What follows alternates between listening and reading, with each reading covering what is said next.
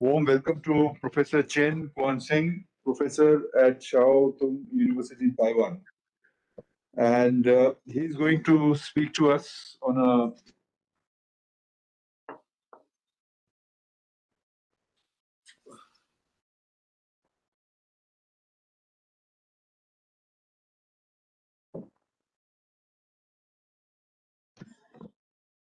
oh, okay. Professor Chen is currently a professor at the Institute for Social Research and Cultural Studies, Shao Tung University, Taiwan. He is the convener of the Center for Asia Pacific Cultural Studies at the same university. He has previous teaching experience at many prominent universities such as Tsinghua University, National Taiwan University, and the City University of New York.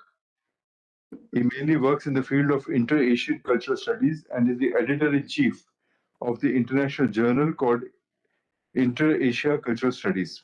He is the author of Asia as Method Towards Deimperialization. That's a book that he had written in 2010. His approach to cultural studies has been described as one of calling for using Asia as a method. The basic idea being to multiply points of reference within Asia so as to de emphasize, if not necessarily abandon, the orthodox preoccupations of the West. So, we will hear more about what he means by Asia as a method. But what I can say is that Asia is very, very different from Europe. So Asia had been colonized. For a large part of Asia was colonized, and Asia has been impacted a lot by Europe. But I think in the last few decades, Asia is coming on its own, and the tremendous diversity of Asia is actually a plus point for the world. Provided we know how to manage that diversity. And Asia is home to many religions, many cultures. And I think these are some of the points which go in favor of Asia. But of course, Asia has lots of problems. And uh, many of these countries, as I said, were colonized. They were under imperial domination. And now we have China's rise, which is also creating a lot of problems for Asia. India is, of course, a big civilization, a cultural force, uh, and also home to many religions, particularly Hinduism and Buddhism. I think India can play a big role. And for Professor Chen's information, the Vivekananda International Foundation has for several years championed and hosted a dialogue called Hindu-Buddhist Samvad. Samvad means dialogue, which brings together the proponents of Hinduism and Buddhist philosophies together to explore uh, conflict avoidance, how we can avoid conflict, and how we can raise environmental consciousness. All of this is very deeply rooted in Hinduism and Buddhism. And these Samvad dialogues have been attended by Prime Minister Modi, Prime Minister Abe, and many monks, many philosophers, many experts, and not only from Hinduism and Buddhism denominations, but also from Christianity and from Islam and so on. So we in the VIF are deeply interested in culture and how culture shapes our behavior and how, particularly in the context of Hinduism, the universalism of Hinduism and this old civilizational heritage, how we can use these to mitigate conflict and suffering in the world today. At the same time, of course, Asia is now in the Indo-Pacific, particularly, is the center of gravity for the world. So, a lot of major issues of the global politics today are tied up with Asia. So, what role can culture play in understanding, promoting the understanding of these conflicts, and also, what more important, mitigating them is something which is very important and something we would like to understand.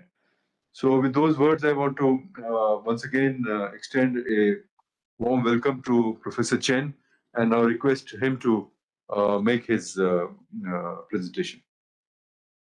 Thank you very much. Let me first begin by thanking the foundation for the invitation.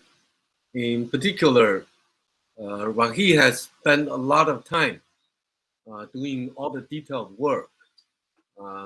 So I feel very grateful.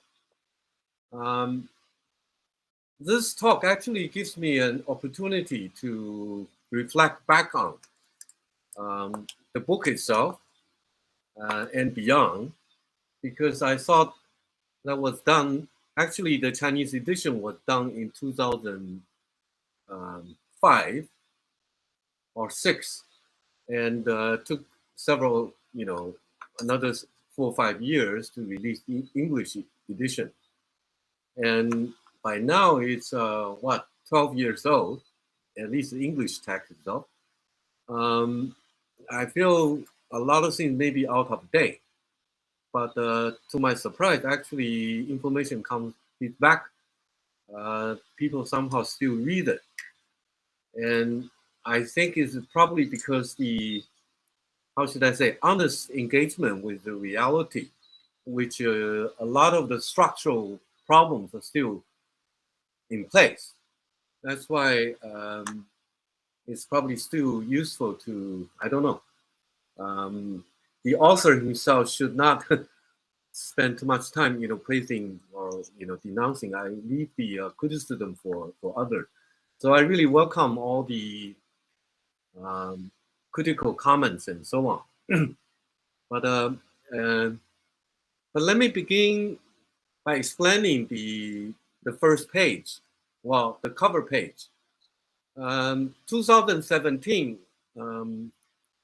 through Mr. Tan Zhong's invitation, I think he retired from Delhi U, and that was for the Tagore school's anniversary. And his father Tan Yunshan was I think spent the whole life, and Mr. Tan Zhong himself in India.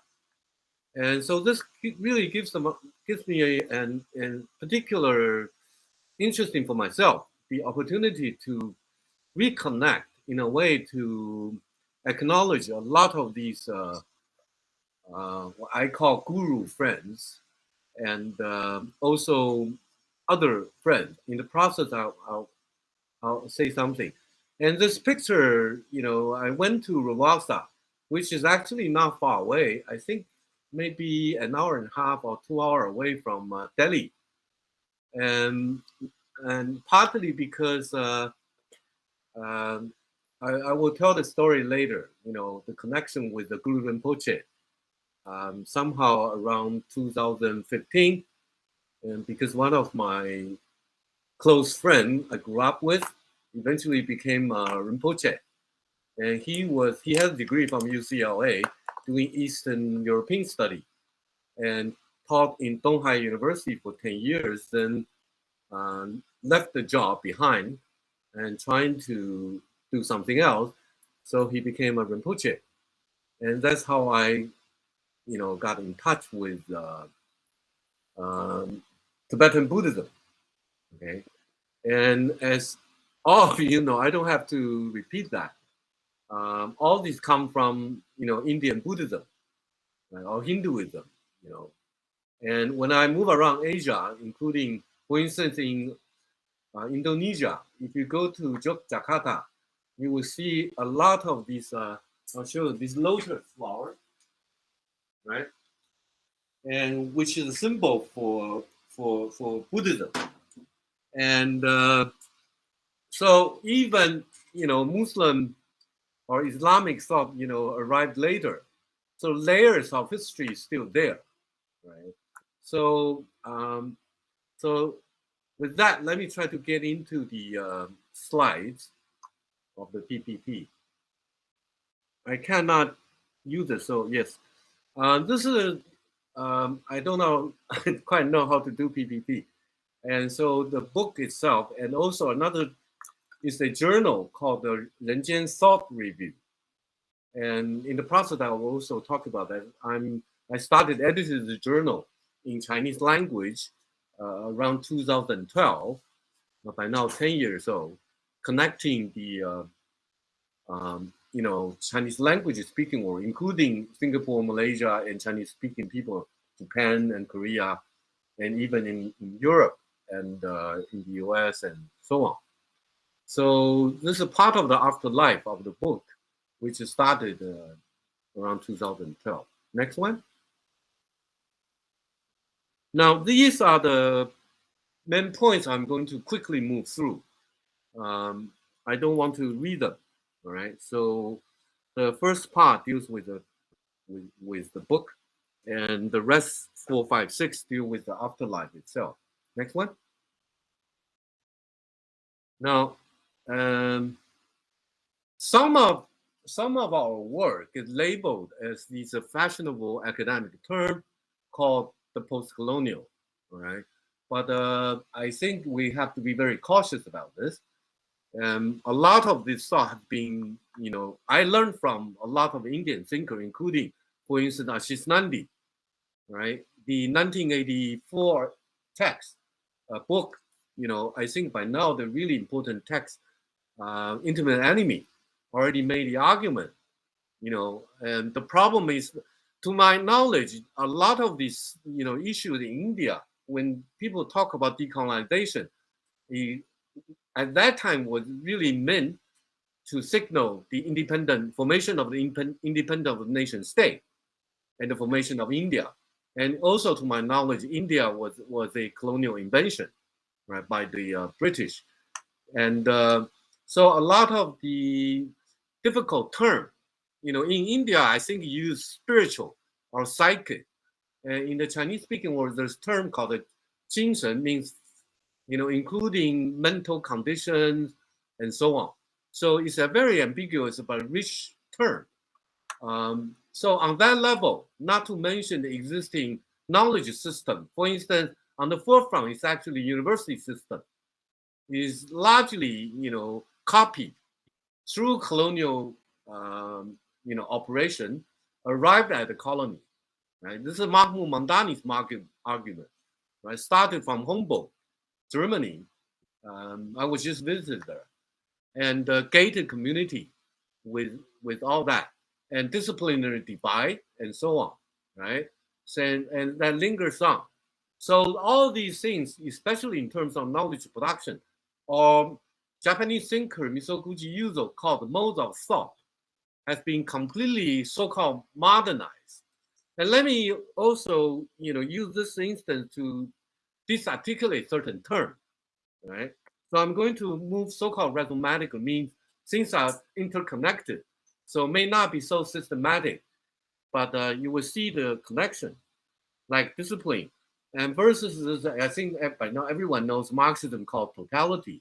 But if the discipline gets divided, and let me say this, I mean, this is a very serious problem, because even elementary school kindergarten teachers are educated by the university. So all the divide do not give you a total picture, a holistic view of the world, and how do you analyze it? So economics, and the same thing with medical institution. Dentistry is dentistry, eye is eye, all separated. But historically, there are other school of thought. In India, in China, all these so-called ancient civilization have their own way. I'm much more familiar with the Chinese tradition. It has its own view of science, and so on. For instance, I was going to show you these outdoor, right? This one study is called to observing the clouds, right? You will see, something happening if you are being able to read, right? And so on. So those are the elements of the thing gets completely sidelined. And so I think that's a big problem, right? And how do we reconnect?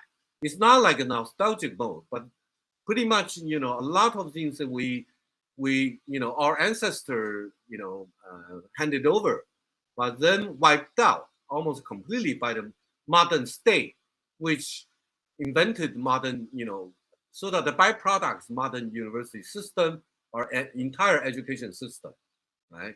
But historically, there are different called academy or school and so on, which has no discipline divided and so on, right? So I will also talk a little bit about, I'll quickly run through the personal trajectory to give you a sense of, with the premise that we are individual and we are not. We're not only individual, we're not only a network relation, but also we carries a lot of things from our family and so on, and the gentry and the tradition. You know, I have this line called, mothers were count. So some, our friend Cho Hei-jung, Korean feminists, say there's a mother power also need to be analyzed and so on. I think it goes on everywhere, not only with this counter term called patriarchy, which is a system, but in actuality, it's a probably different story, right? So another term I wish to problematize is actually the notion of the West, which is widely used as a convenient term, but we have to be very cautious.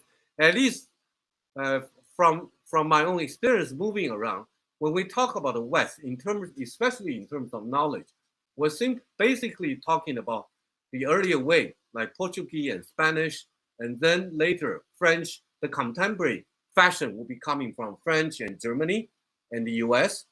Not even North America did not even include Canada. And we when we call the West, we usually don't include Eastern Europe and so on. And so this is a serious problem.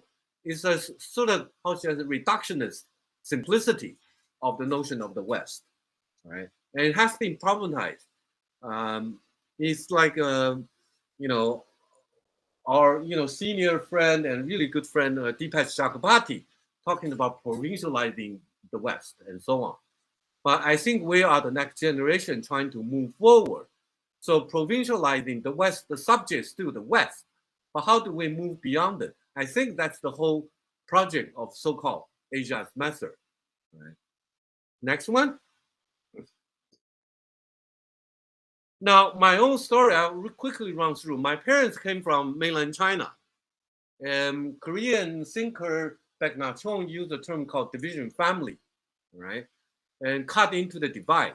And the two sides mutually dependent on its own hostility, right? For survival and for state power. And so I grew up in that family without knowledge of the entire family background until my parents passed away, some 10, 15 years ago, right? And I grew up also in a very naive environment, in the, how should I say, elite school of the elementary school, each, led by the Chen University, organized by them. And the principal of the university has this line called education with love. So around that time, all school kids get whipped if you have bad grades or do bad behavior. But our school did not have that. So when we grew up all the way, you feel the world is full of love and simplicity. But when you really encounter the society, everything changes. So it goes round and round of shifts. And I had a degree in a Catholic university, but it has nothing to do with Catholicism. It's just Catholic university with a degree of mass comm. Right? And then I went to University of Iowa. The school, one of the reasons I went there was that it was famous for so-called philosophical and historical study. And when I arrived at there, all the senior PhD students were all Marxists. So we're not only trained by the school, but actually in conversation with all these Marxist young scholar, which turned up my own world around. You almost feel cheated in your past 20-some years. As you know, the KMT or nationalist party state was abandoning all these left-wing thought and so on, right? And then around that time, we're hitting in the U.S. this wave called the critical theory, in not capitalized, not in the sense of Frankfurt School, but in terms of feminism in terms of structuralism, post-structuralism, and all that. And and also coming later is this wave of cultural study, right? Which I think closer to our mode of thinking, which is stress historical specificity. And I still remember I was one of my first publication was on Hans-Georg Gadamer on the practical hermeneutics, which never disappeared from my backbone in the sense that he also emphasized history. I still remember he called the fusion of horizon. You can understand the past only when your present horizon fills with the past. So you're always understanding something else as what you have already understood to expand your knowledge. And Hanno Hart was my PhD supervisor. Some people indicated, I don't know, I don't have any proof. He's probably the grandson of Einstein. He's a German and Marxist scholar, but with heavy, combines like Frankfurt School and also the American pragmatism, especially Dewey, right? But I was influenced by him largely because he took us as friends. After all the seminar, we all go out drinking and play tennis together. So it's not only a teacher but also a friend. Next one.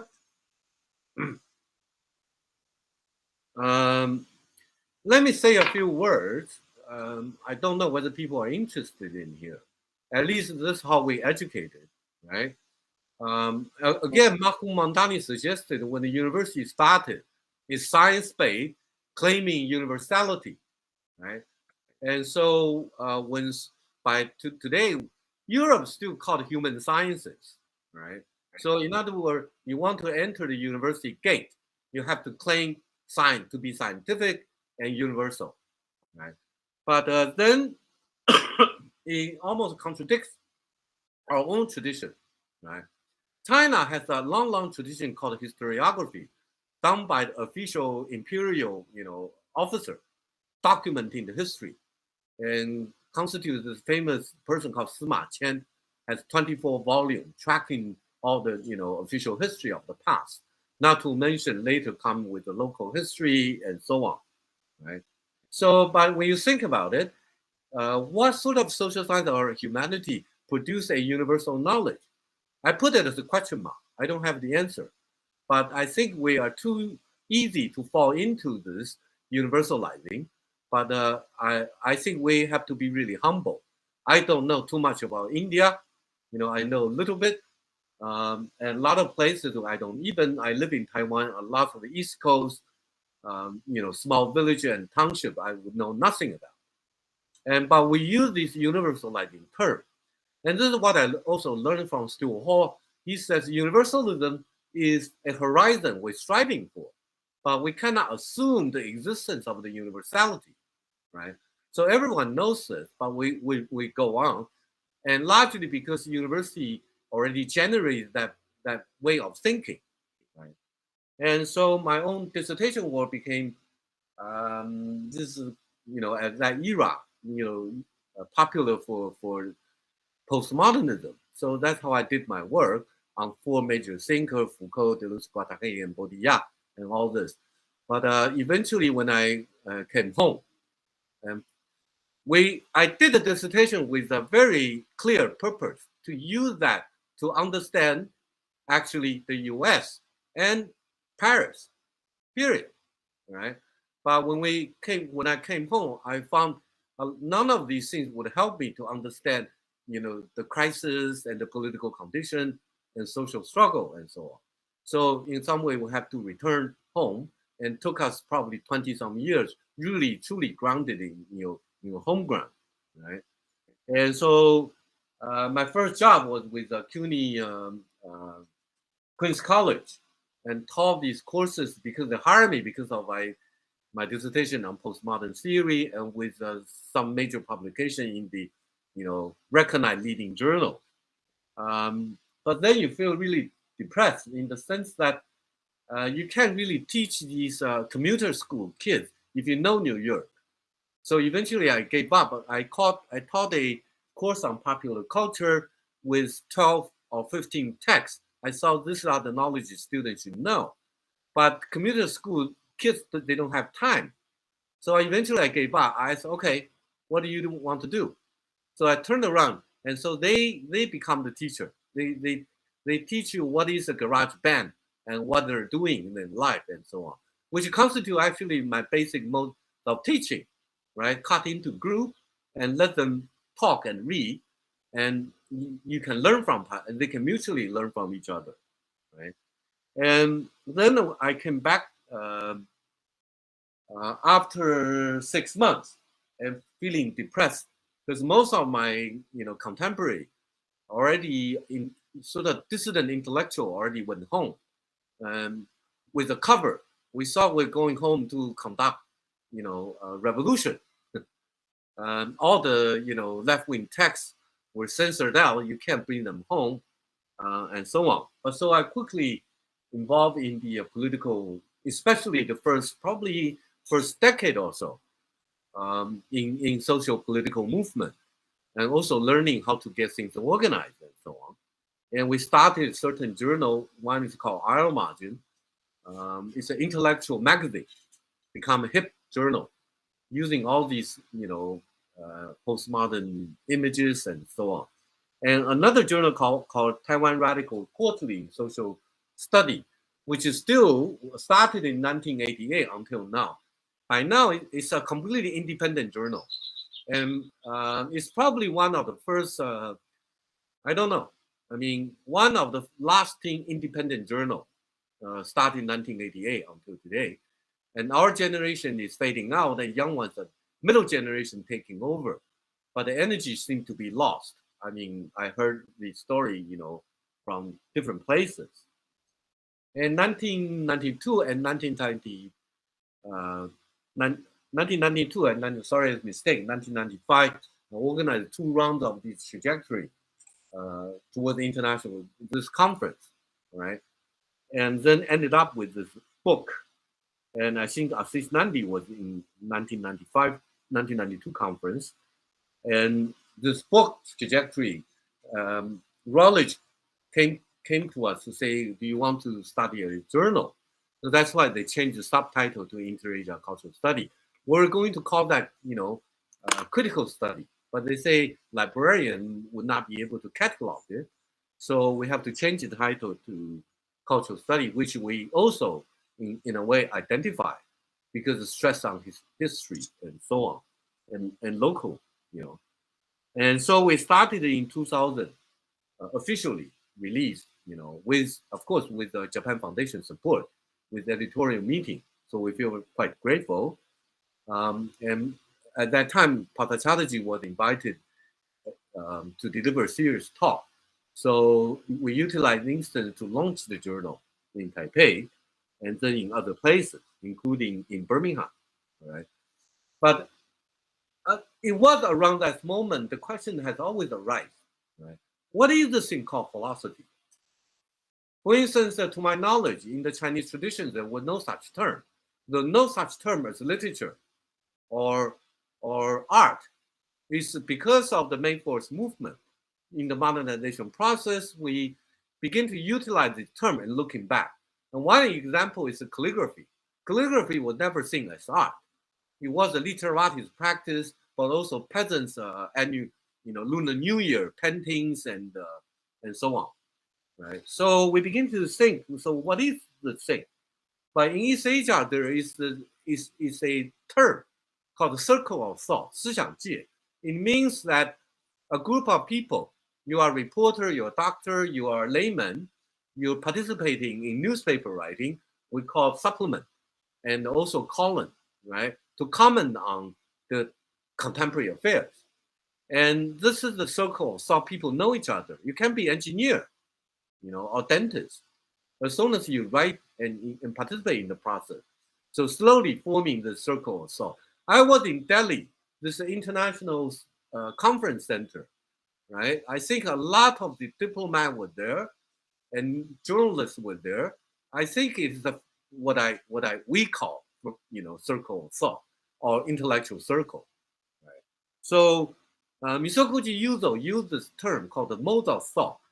We have our own, by which we mean our own historically grounded tradition. We have our own mode of thought, but somehow changed in the modern educational process. But how do we, we're still thinking a lot of way the same. Just mentioned, for instance, Buddhism and all that still actually prevalent, right? And also Marxism says the transition from agricultural to industrial mode of production, but I don't think that's the case. If you want to see around in India, in everywhere, agricultural structure is fully in place. And most you can say using that 没办法了。 fashionable term is hybrid. Next one. 好，那还没有问题。没有问题的话，我们就来进行听力测验哦。 And this is the final part of the story I'm going to tell. Chen Kuan-Hsing is a writer, a really #1 novelist. 好，请大家现在 And he I don't know where's the intervention coming from. And so from 2006, because we learn from outside, and I was not influenced by our own tradition at all. So becoming a rediscovering process, right? And so he passed in 2015. But from that year on, we begin a project to retract. He was in jail, because the Marxists saw and so on, right? And around that generation, I think Indian intellectual like Tagore and so on, I read a little bit, is probably the same. They're not only one person. They are writers. Tagore actually is profoundly misunderstood. In East Asia, he's basically understood as a poet. But I think he's profoundly a thinker. So anyone writes anything without any thought. And what does that mean, right? So I think around that generation, not before the arrival of this university global ranking, a lot of the intellectuals are basically doing very different things, at the same time, outside university or inside, right? Connecting the two spaces. And so we started the journal called the Relinking. Relinking means between human or between spaces, human spaces. And Chen Kuan-Hsing started the photo journalism, in the 1980s and finished by the end of, 8 of 1980. So we try to continue that line to pass on, critical, thought and so on. So in East Asia, there is basically, we see journal as a magazine. It's communicating not with it's like, I suddenly forget his name. Political economic weekly, for instance, right? It's widely read, weekly. And there's a, I think it's intellectual rather than simplistically calling, academic. And there's another seminar is another one, still operating, right? So we continue that line of tradition. Not only there's the one journal in Korea called Creation Criticism from the 1960s, still on. In Japan, there is one called Thought and Modern Thought, two separate journals, already 1 century long. But if you publish one piece in Thought, you can get promoted. So it has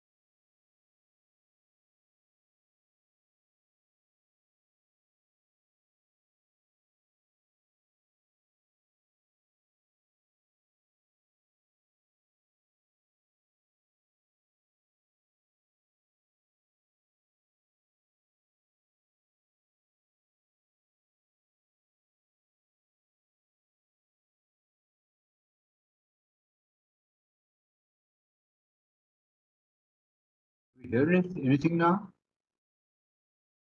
We can hear you. Please go ahead. Oh, suddenly I thought it became very clear, yeah. That is Ujida. You are going to be the discussant. So, Yes. So he has been sent an email because Rohit was in touch. So we hope that he'll be back soon. I see.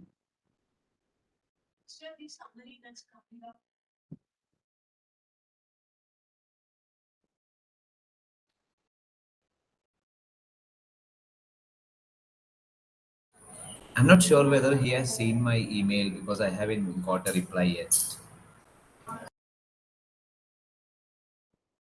know him from before? I don't know him personally, but his material was there in my course at Nalanda. So from my professor, I know about him, but I haven't वो met आगे him. थोड़ा just summarize his key ideas. So basically, his idea is about knowledge production and how knowledge production and imperialism goes hand in hand, and how West has been successfully implanted the schema of knowledge production through university systems particularly, and how it is even relevant even in Asia, and so much so that we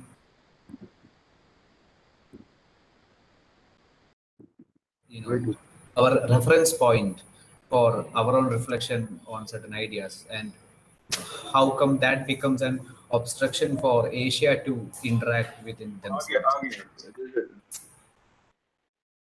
Can you hear me? Yes, we can hear you. Please go ahead. Sorry, I think the signal interrupted. Yeah. Okay. Okay. Now I'm up to this point. I'll quickly run through. And by 2015, my mainland family came to Taiwan to sweep the graveyard for my father. That's how I begin the journey to rediscovering the history, of the family and so on. And also, let me skip that because the elementary school coming together like a family, they give you different things. And I already talked about Tibetan Buddhism.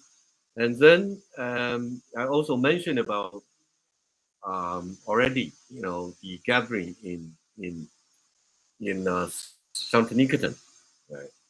And I did, I went to Lhasa for 3 days. And slowly it's a rediscovering process.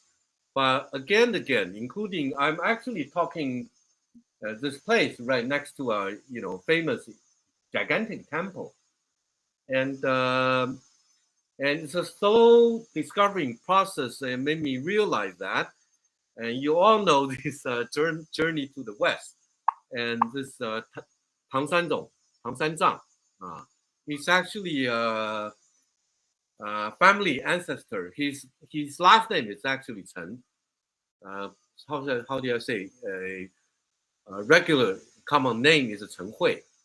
All right. So I guess when he went to India, that's how I later discovered. I made many trips to India, mainly through Bangalore, Center for the Study of Culture and Society, and and eventually I realized that. I mean, your ancestor has gone to India long time ago, but now our condition is much better than his because there are flights and so on. So we should do more things to continue what he has already done, right? So this is self-rediscovering process, and so I guess all I'm saying is that the relation with India is remains in some way mystical. um, Not to mention all these friends I have in India, moving across not only Delhi, Calcutta, Hyderabad, and Bangalore, and so on. Right. So next one. This is already repeated. Next one. Now the book's main argument. Right, I think one of the key arguments actually made by Indian tradition, intellectual tradition, right? Starting from Tagore's 1916 or 11 on nationalism, right? Cautions against, I think all the argument, I don't want to repeat here, you know better than I do. All the argument made by Tagore remain valid. All that he was warning about is how, these different places in Europe, forming this thing called the nation state, monolingual, right? And in order to get things organized internally, then, moving outward, right? So not only that, I think it's not only Ashish Nandi, but also I think importantly, Pasachatji's work on nationalism as a derivative discourse. So I see India has tradition to compare with China, almost nothing. The early modern thought from 1880 to 1920, before the revolution, the different school of thought was really open-ended, but shrunk by the two revolutions, 1911, 1949, right? So nation state become an unchallengeable notion, not only in, I think one of the spaces more interesting for me is Africa, right? And actually my partner and grew up in Africa, and my father-in-law was a non-diplomat, and she grew up in Rwanda, which you know the story of the massacre and so on. But in Africa, because of Pan-Africanism, since nation state was actually cut by the colonial power, so we have to be very careful. I went to European Union. This young lawyer, I think is probably Indian descent, 28 years old, said European Union took 50 years to prepare, 1972, right? Formally formed in I think 1974, and my father-in-law was witnessing that, and also was officially formed, much later, 50 years later. He said it would take another 50 years for us to become independent Africa, because all the constitution, law, legal code, and so are left over from the colonial power, right? So another notion to be challenged is actually the notion of the modern. What do we mean by modern? Modern is an ideological notion, right? Buddhism still exists. It is feudal. That's a term used in this part of the world, but people live with it. It's all part of the modern, right? So it depends on you use normative term or descriptive term, right? Or analytical. And in Japan, there is a long tradition called overcoming the modern, initiated by the Kyoto school even before the war and so on. So this notion we also have to address it, cautiously. So the second argument is basically, I think a lot of things really contemporary crisis hinges on the notion of the nation state. Okay, it's already formulated by Tagore. Then all these things, so-called deimperialization, decolonization, and the Cold War. The Cold War was, I think, part of the reason for decolonization cannot take place is actually intercepted by the Cold War, including South Asia. The partition of the India and Pakistan and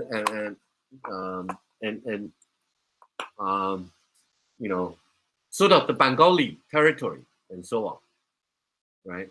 And so I think this is on different level. It's an ongoing, movement and project still remain to be done, but we don't know quite how. We don't have the proper methodology.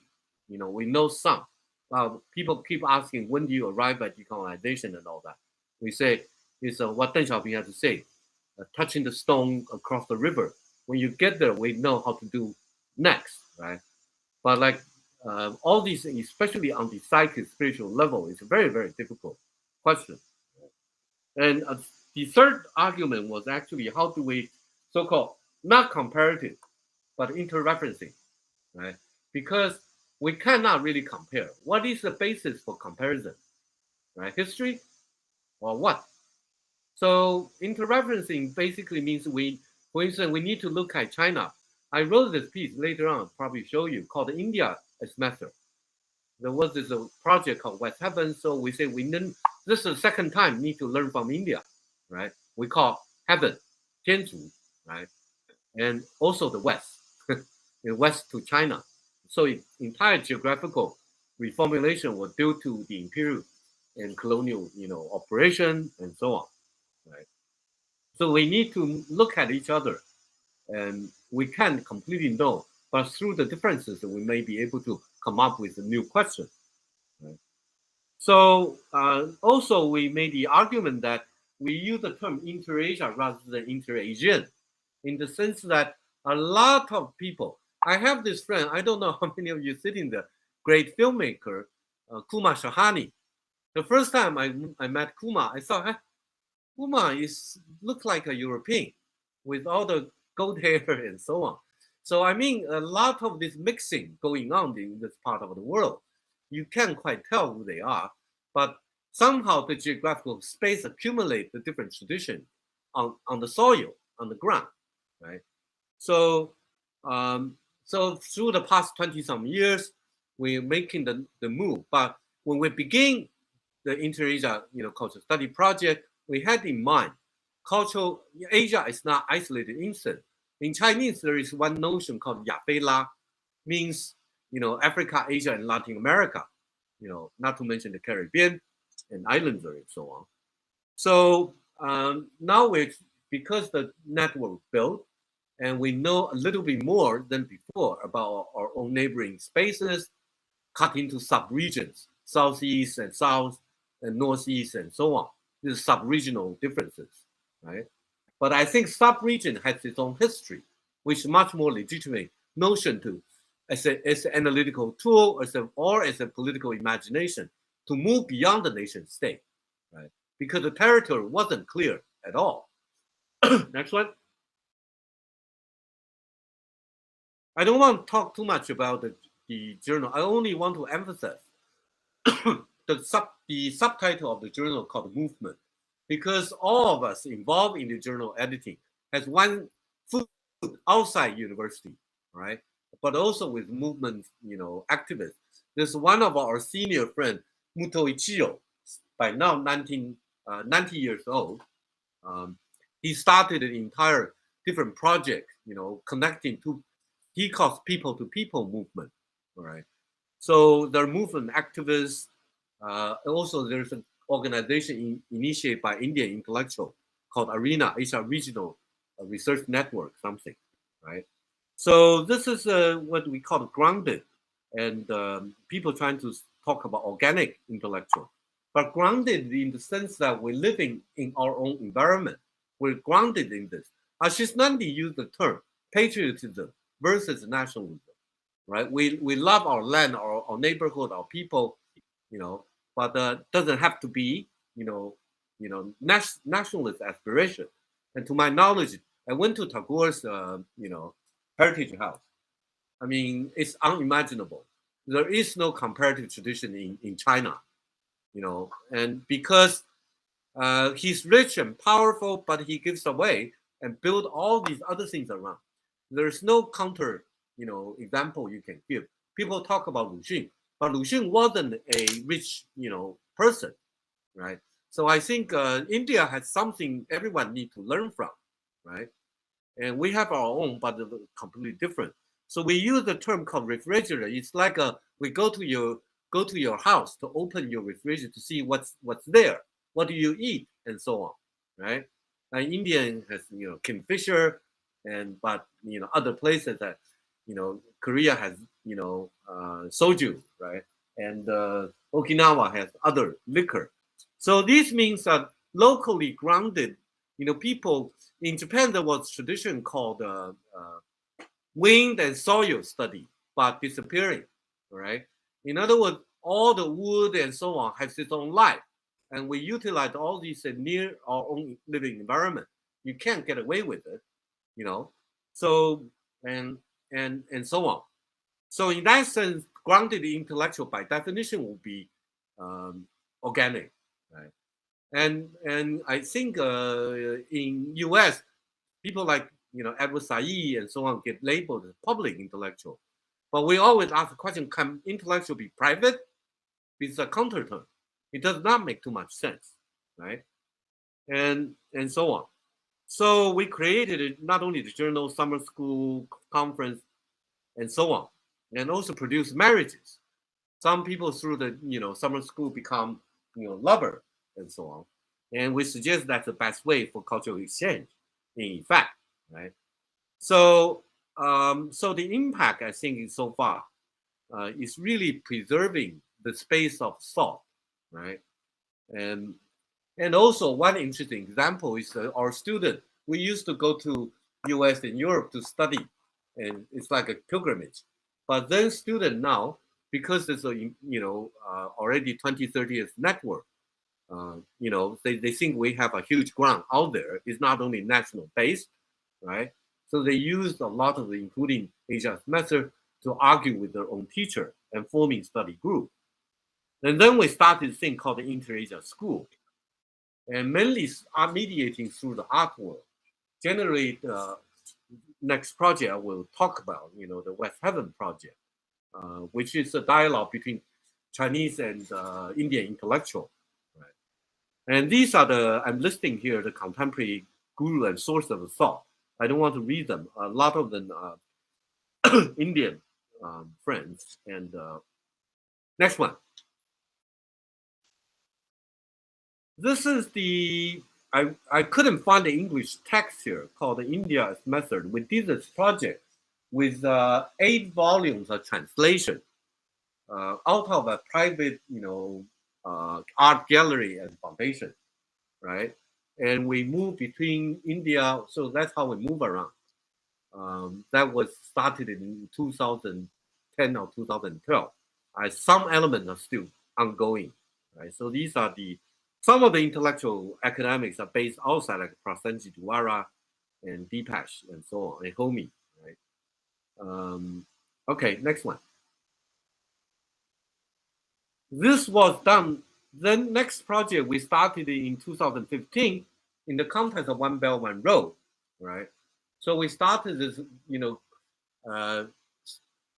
third world 30 years. Let me qualify the term. In a lot of places using the notion of the global south.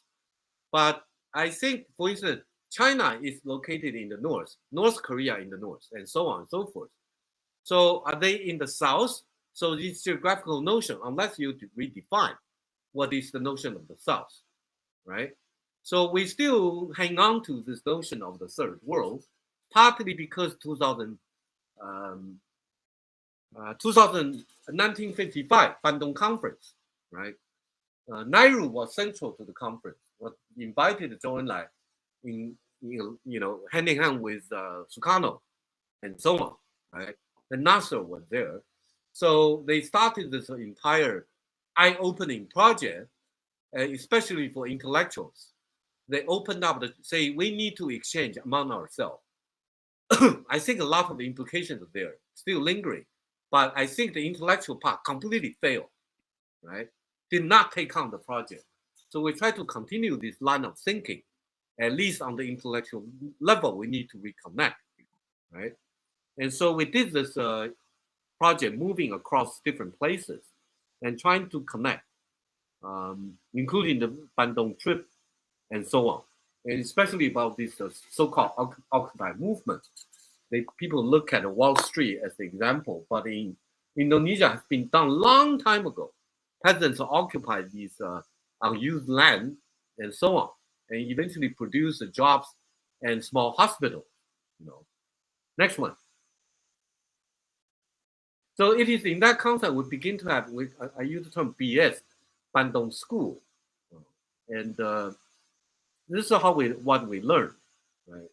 I don't think that it's only the rise of China, right? There was statistics indicate in 20 years or 30 years, India will surpass China in terms of economic. I think China is a special instance in the sense that it has always had a central administration, the imperial system. India was just, cut into small different kingdoms. And the same thing with Indonesia, with small islands. But I think these two places are gigantic line and moving slowly, but with accumulation. Not to, of course, with problems, going on everywhere. So this is a question often asked, especially Chinese intellectual, where does the route take us to? I put the question the same thing to a lot of these, especially I think it's not only that so-called golden brick, right? 5 countries, and so all former colonies and so on. And also this project I learned from Samoyo Provincia and Pakistan. This is a tricontinental project. They started, I think it's historically unprecedented. Samoyo was based in Zimbabwe, but they have this thing called the CODESRIA, Council of Development Social Research in Africa, established in 1974. I observe actually becoming to discover African scholarship is much more advanced. I don't want to say India, but at least to the knowledge I have, with East Asia and Southeast Asia, right? Because they are tri-continental project developed out of there and with the Pan-African eyes, rather than nation-based, right? And also we learned from this the world international revolution to nationalism, right? So in other words, including Gandhi and all these Mao and all the leaders in that generation, they are nationalists, but not only, they are internationalists. And Mao want to, these are conducting, world revolution, but then shrinking, right, to all the nationalist agenda, at the forefront. But I don't think the story is finished. I'm not a Maoist, right, and I call myself a flexible, leftist. My friend says that we are Buddhist leftists, right? And I always say Buddhism is actually much more radical than Marxism, because they say everything is equal, everyone is equal, right? And so in that sense, much more, not only in terms of class issue, gender issue, and so on. Right? So also we found out there's a tension between the popular movement and the state nationalism. This is Mahmoud Mamdani argument, right?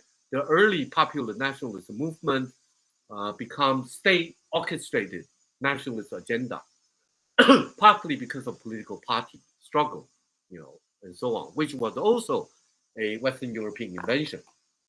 Next one. I don't want to go into detail here. I only want to flip through. As you can see, there are a lot of these regional councils exist, all right, in Arabic world, in Africa, in Latin America, in the Caribbean, right? But almost nothing intellectually, academically exists with a pan-Asian, framework, right? I think this is a serious problem because I learned from African intellectuals. They are able to know different places of Africa, but we don't know. Northeast Asians do not know too much about India, about South Asia. We know a little bit, just a little bit, and partly through Buddhism and all that. Next one.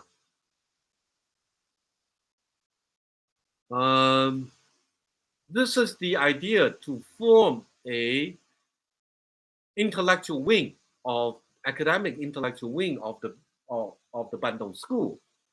Emphasis on this thing called global study, which is fashionable, but I think we want to connect with all these institutions, groups, including creative industry. They also do research, right? And so, so this is one of the things we try to develop, but still up in the air. But we always have the line. If this time we fail, but maybe in 10 years we're able to push forward when the condition is there. I think COVID creates this condition for everyone, one of us, to realize that nation-state border cannot block, this disease.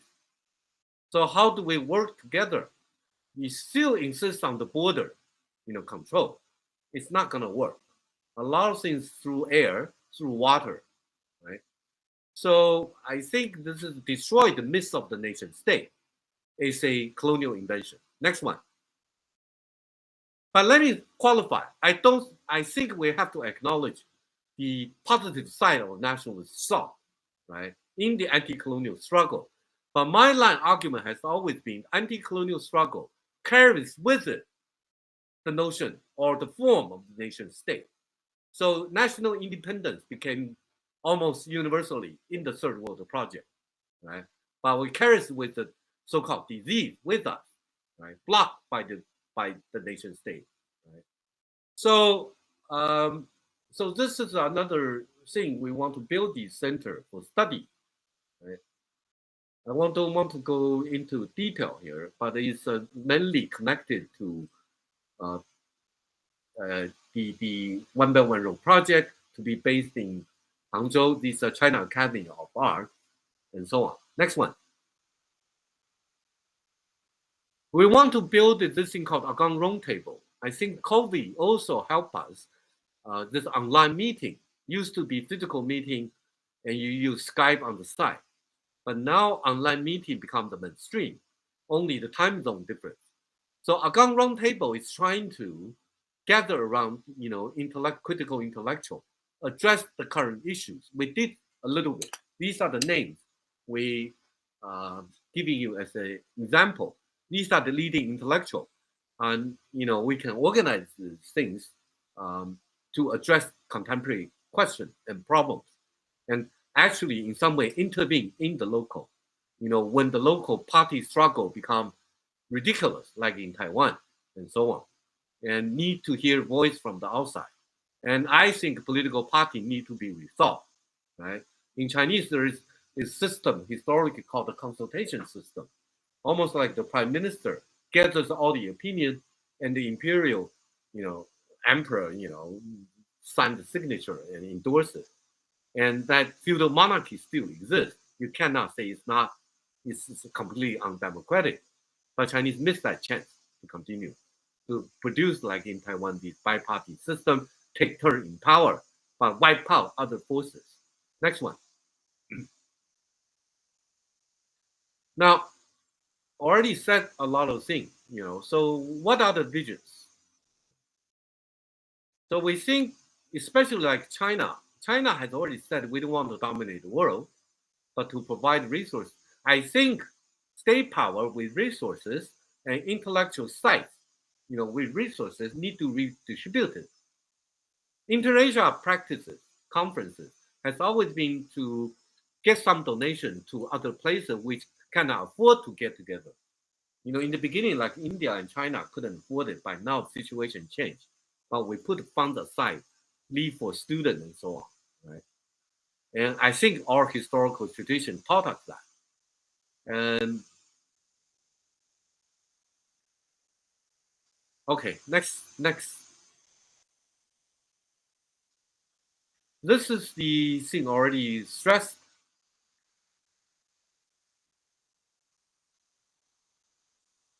And also, I want to use this to cautious against this term called internationalism, because internationalism is also based upon the nation state. I don't think at this point we can bypass that, but we need to imagine new possibility, right? And this is this sounds like sort of third world centrism, but actually no. But people argue third world is already inside the first world, and first world already third world component, or third world has these places like Singapore. But in my view, it's really the colonial experiences constitute the. In other words, I'm saying history cannot be erased, even you have advanced economy and so on, right? And I also know a lot of the problem with the One Belt One Road. I learned from Singapore. In Singapore, when I stayed 2 years visiting, listening to Pakistan scholar talking about how state-to-state relation generate problem in the local country. I don't know too much about India, and I heard Indian, at least Modi is against this, ally with the U.S. But I don't know how intellectuals think. Next one. I already said the first point.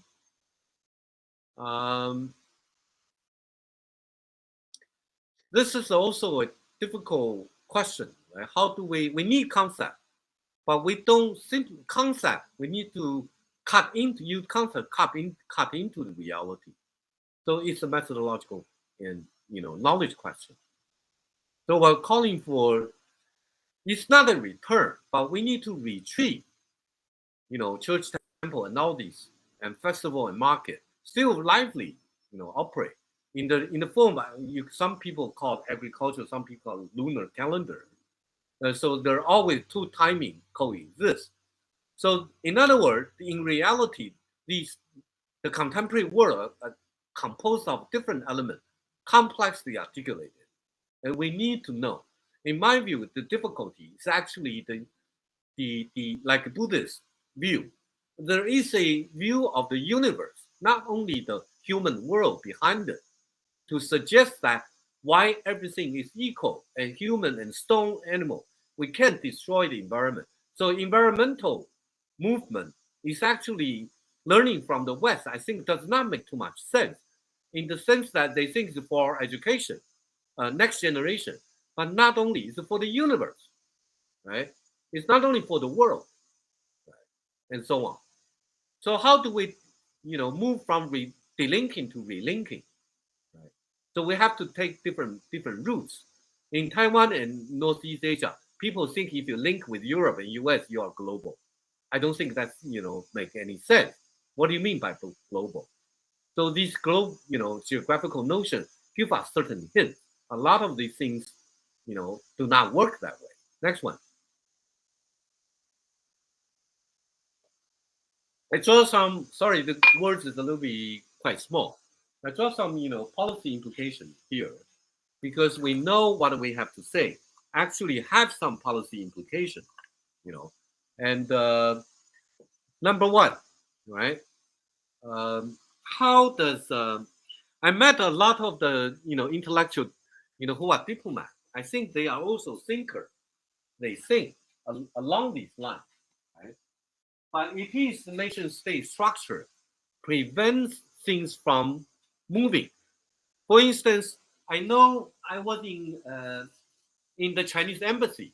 I met a lot of these diplomats, but then I think they report back to the state power, but somehow people don't learn from what we have gathered information. They're learning about India, right? So this is the thing, right? How does the international diplomacy redirect itself, beyond with the powerful ones, with the rising, third world countries? I think it must be in the international agenda. And the second thing is actually what I try to suggest, rebuilding the United Nations, on regional basis. In other words, South Asia has an ASEAN, everything is there. And how do we move beyond? I always say United Nations is actually equals United States in all sense of the word. It's united by state power or state structure, but with no popular involvement. Also, it's monopolized or mainly operated by the US government, right? So how do we rebuild it? Our friend Jomo KS, leading economist, he was the deputy secretary. He said that's exactly the problem, right? But there is a certain alliance within the UN. But can we imagine? I think the intellectual world, we are not politicians, right? But I think the imagination should be there to move beyond politicians' view. And in order for the future, there's something to rely on. You can imagine what are the possibilities. I actually think it's possible. If you form a regional government, popular sector like the union and all that should be involved, right? Peasant, women, and and all that. Even and another notion called religion, I think is what we call popular faith or popular belief, because religion we didn't have this term, right? Also imported from this modernization process. And I already said that similarly. I mean, but I think the exact levels of operation, I think last time I went to the foundation, I was struck by how much cultural work, are interested in the foundation. And I don't know, I even talked to some of the senior leaders and talking about the possibility of exchange. And India is a big country, and the foundation is a really, really prominent and powerful one. Can the foundation perform some function, in this, if you wish, integration of Asia, or intensify the interaction. Not to mention, I know a lot of Indian population in Africa. I met a lot of these art gallery owners and so on. They are fourth generation Indian descent, but they say we are also African. Okay, can we use India to connect with African continent, with Asia, if not other places? And I now saw Indian IT worker actually globally, not only in Taiwan, in London and Germany and so on. So in other words, I'm suggesting that this is the last point, building alternative platform. This is the thing we are trying to develop with media and communication scholar. As opposed to Netflix, can we imagine another, non-pay, mutually beneficiary, system, popular system? There are lots of public broadcast system. I don't know India, right? In Japan, in East Asia, throughout, there are at least a lot of these. If the state would not do it, we'll do it ourselves, right? We know a lot of, concrete, players in the creative industry, right? And we also need to encourage all kinds of, exchange, not only educational, but and so on. Next one. Let me say a few words. I forgot this one PPT. I only want to say a few words because we need to criticize ourselves. Right? I think by now, our own project is sometimes moving too fast. And sometimes with not enough resources, then you begin to, moving. And also, we are, in terms of the Inter-Asia project, we are less connected in West Asia and Central Asia. We're mainly grounded in, South Asia, Southeast Asia, and Northeast Asia. So we need to intensify these connections, and which will give us, sort of fulfill our own claim. What is the Inter-Asia all about? I think that's one of the problems we need to deal with. Another problem is we try to facilitate translation because language cannot be bypassed, right? But we don't have enough resources to, like the Inter-Asia Journal by now, after 20-some years, a small archive. But we have listed, all these alliance journal in different national language, but we didn't do too much because lack of resources. Talents are there. We organized a conference 2007 or something in my home, university, and we suggested, to globalize Asian publication. And Jomo made the argument, India is actually should be the base because it accumulate at least 1 or 2 centuries of talents there and publication mechanism, and you have all these, Black Swan and all that. But can India become the base? And for publication, I don't mean academic publication only, including children's book and so on, and facilitate language exchange, right? Among the large language, especially among the larger civilization. I named it Arabic, right? And you have all these francophone and all that, but African has Swahili, right? And of course, all these. Some people say Sanskrit is not becoming a practical language, but Mandarin Chinese is another one. So at least I think India, with all these resourceful traditions, that's what Ashish Nandi calls you have money, we have a lot of temple here and there. We are independent, right? These temples and mosques and so on are actually community center, right? And a lot of the intellectual thought generated through these spaces. So I think we need to connect more. It's our problem. We are not able to connect much more widely, but we're expanding the journal eventually to 12 issues.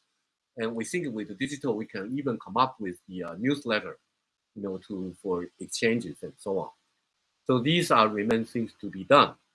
And we have our own problem, right? I think some of the people complain some of the quality of the journal is not solid enough.